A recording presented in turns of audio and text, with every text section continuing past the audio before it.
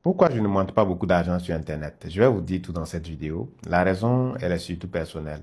Vous savez, quand vous faites des business en ligne et que vous commencez à gagner de l'argent, si à un moment donné, vous décidez de créer du contenu pour montrer un peu ce que vous faites, motiver certaines personnes à se lancer également dans le même modèle de business, la chose la plus difficile, c'est de ne pas parler d'argent. La chose la plus compliquée, c'est de ne pas essayer de montrer ce que vous gagnez, de montrer que votre business fonctionne, de montrer les millions que vous êtes en train de faire. C'est extrêmement difficile. Mais quand vous décidez de vous lancer dans la création de contenu, c'est comme je le dis tout le temps, vous devez avoir un objectif avant même de créer votre compte.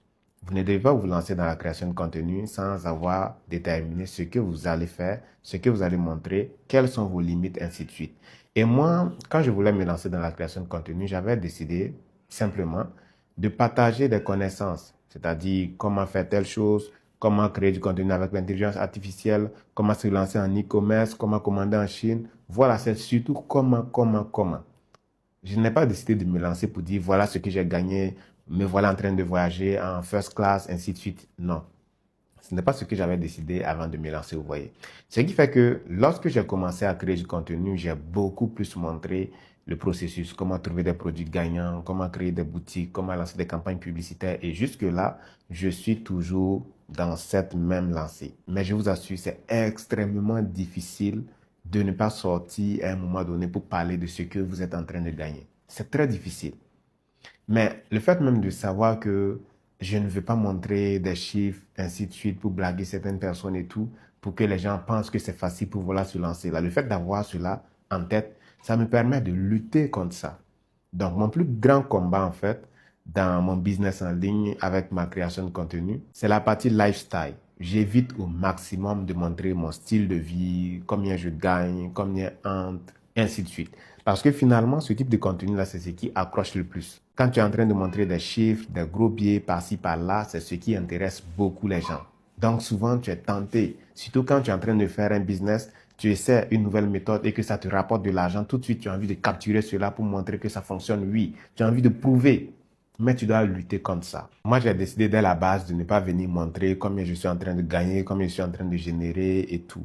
Ce qui fait que dans mes premières vidéos, pour ceux qui me suivent depuis longtemps, j'attaquais beaucoup plus les personnes qui vendaient du rêve. Ceux qui montrent des dashboards de Shopify qui sont vides de sens.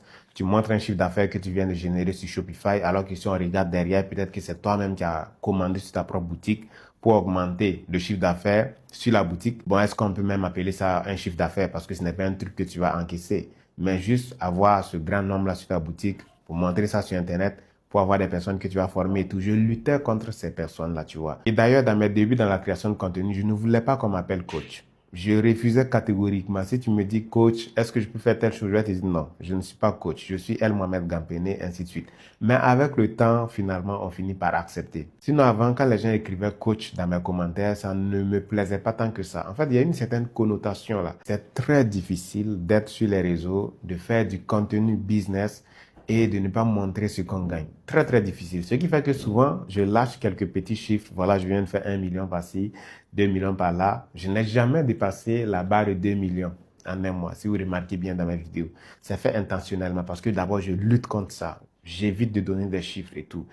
Et certaines personnes parlent beaucoup de lifestyle parce que ça permet de vendre beaucoup de formations. Tu vois, ça permet de vendre beaucoup de formations. Sauf que si ton contenu est axé sur le style de vie, montrer des gros billets, des voyages et tout ça, à un moment donné, tu seras obligé de mentir. Même si dans les débuts, tu ne mentais pas, à un moment donné, tu vas mentir pour continuer à faire du contenu. Parce que dans le contenu lifestyle, les gens montrent surtout ce qui fonctionne, ce qu'ils sont en train de gagner, les voyages qu'ils sont en train de faire. Mais à un moment donné, il va falloir trafiquer les chiffres, puisque en business, ce n'est jamais linéaire. Tu ne peux pas continuer à gagner. Quelquefois, tu tombes. Quelquefois, ça ralentit. Souvent même, tu peux faire des mois sans vendre, sans faire du chiffre en tant que tel. Mais si ton contenu est basé sur le style de vie, tu dois continuer à prouver. C'est là que tu vas commencer à trafiquer des captures d'écran pour montrer, ainsi de suite. Et surtout, si tu fais une vidéo, par exemple, où tu montres que là, tu viens de générer 1 million de francs CFA et que cette vidéo-là touche 100 000 personnes, par exemple, demain, si tu fais une autre vidéo où tu montres que tu viens de générer 1 million de francs CFA, l'engouement ne sera plus trop ça. Les gens sont habitués maintenant. Donc, il faut continuer à grandir, tu vois.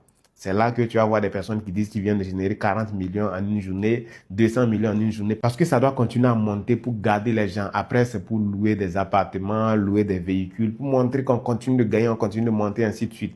Et jusqu'à quand? Finalement, ça devient ridicule. Moi, je suis beaucoup plus à l'aise avec le fait de prendre ça, d'accord, plus un tableau, ce marqueur-là, plus un tableau, pour te montrer, par exemple, comment on peut structurer des campagnes publicitaires, ou encore te démontrer au tableau le processus par lequel il faut passer pour commander en Chine et tout ça. Je suis beaucoup plus à l'aise avec ça. Et si on veut parler de la vente de formation, comme le contenu lifestyle pour certaines personnes, c'est un moyen de vendre beaucoup de formations. Moi, de ma petite expérience, je vends beaucoup plus de formations lorsque je montre à quelqu'un ce que je suis en mesure de faire, à quel point je maîtrise mon sujet, en lui démontrant par exemple une petite partie simplement d'un module, voilà, un truc comme ça me permet de vendre beaucoup plus. Donc finalement, je n'ai pas du tout besoin de ne faire que du contenu lifestyle et tout ça. Et une dernière chose qu'il faut noter, c'est que d'où je viens, l'argent est sacré. Je ne peux pas me permettre de m'amuser avec de l'argent, tu vois, parce que je viens d'une famille très modeste, pour ne pas dire pas du tout riche, d'accord? Et je dois travailler pour mettre cette famille-là à l'abri. Tout ce que je fais, c'est pour vraiment mettre la famille à l'abri. Donc, je ne me vois pas en train de m'amuser avec des billets comme ça, prendre 4 millions, monter, non, je viens de faire 10 millions, je viens de faire tant de temps. Non, l'argent est sacré. Je sais ce que cet argent-là peut faire en famille, par exemple. Tu vois. Et finalement, c'est pour ça qu'on se bat. Pour quelqu'un qui est nouveau dans la création de contenu business en ligne, c'est vraiment important de regarder cette vidéo-là et de considérer ce que je vais dire. Je vois des traders, des petits traders qui viennent et dès qu'ils commencent à faire 10 millions, 15 millions, 5 millions, ils commencent à montrer, voilà, là j'ai 4 millions en main, là j'ai 5 millions en main. Non, ce n'est pas ça. Parce que on peut avoir des convictions dès le départ quand on se lance dans la création de contenu. Comme moi, par exemple, je décide de faire du contenu, mais de ne pas montrer trop de rêves, l'argent qui entre et tout ça, les gros chiffres. D'accord? Et beaucoup qui commencent dans la création de contenu vont attaquer d'autres personnes pour montrer qu'il y a d'autres personnes qui font mal, ainsi de suite. Mais à partir du moment où tu commences à montrer des billets, tu as montré 4 millions aujourd'hui, demain, tu vas montrer 10 millions. Parce que si tu montres encore 4 millions, ça ne va plus servir à grande chose. Après, demain, tu vas montrer 15 millions. Et quand, à un moment donné, tu n'auras plus la possibilité de montrer ces billets-là, si tu as la possibilité de prêter de l'argent pour montrer, tu vas le faire. Tu vois, et c'est en ce moment que tu commences à vendre du rêve. Tu n'es plus authentique. Donc, c'est une erreur, c'est un piège dans lequel il ne faut pas tomber. Si tu es dans la création de contenu, business, tu commences à gagner un peu, de grâce, il ne faut pas montrer. Attraper des billets par-ci, montrer des piles de billets, non. Dès que tu te mets dans cette ligne-là, tôt ou tard, tu finiras par vendre du rêve. Ce que tu es en train de défendre aujourd'hui, ce sur quoi tu veux ouvrir les yeux des gens aujourd'hui, demain, c'est toi-même qui seras au centre de cette chose-là si tu ne fais pas attention. On like la vidéo, on partage au maximum. À la prochaine.